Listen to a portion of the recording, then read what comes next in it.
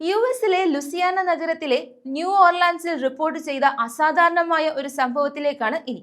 9 മാസം മുൻപ് മരിച്ച മകനെ മമ്മിഫൈ ചെയ്ത മൃതദേഹത്തിനൊപ്പം മുൻ ഡോക്ടറായ കുട്ടിയുടെ അമ്മ താമസിക്കുന്നതായാണ് പോലീസ് കണ്ടെത്തിയത്. ഏതാണ്ട് 600 പൗണ്ട്, അതായത് 272 കിലോഗ്രാം ഭാരമുള്ള മൃതദേഹം അഴുകിയ നിലയിൽ കണ്ടെത്തിയെന്നായിരുന്നു പോലീസിന്റെ റിപ്പോർട്ട്. അയൽവാസികൾ മാസങ്ങളോളം പരാതിപ്പെട്ടതിന് ശേഷമാണ് കേസ് രജിസ്റ്റർ ചെയ്തത്. അയൽവാസികളുടെ നിരന്തര പരാതിയെ തുടർന്ന് പോലീസ് വീട്ടിലെത്തിയപ്പോൾ കണ്ട കാഴ്ച ഞെട്ടിക്കുന്നതായിരുന്നു. വീടിനുള്ളിൽ നിറയെ മാലിന്യ കൂമ്പാരം, കോഴിയും എലിയും പാഞ്ഞു നടക്കുന്ന മുറികൾ, ഒരു മുറിയിൽ മമ്മിഫൈ ചെയ്ത മൃതദേഹം.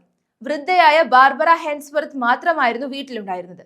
ഉദ്യോഗസ്ഥർ വീട്ടിലെത്തിയതും മൃതദേഹം ചൂണ്ടി അത് എന്റെ മകൻ, അവൻ 9 മാസം മുമ്പ് മരിച്ചു എന്ന് അമ്മ പറഞ്ഞതായി പോലീസ്. മാനസിക പ്രശ്നമുള്ളതിനാൽ 10 വർഷം മുൻപ് ഡോക്ടറായ ബാർബറ ഹെൻസ്വർത്തിന്റെ മെഡിക്കൽ ലൈസൻസ് നഷ്ടപ്പെട്ടിരുന്നു.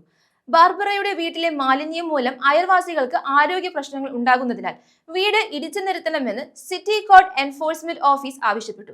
ഇതിന് നഗരസഭാ അധികാരികൾ അനുമതി നൽകിയില്ല.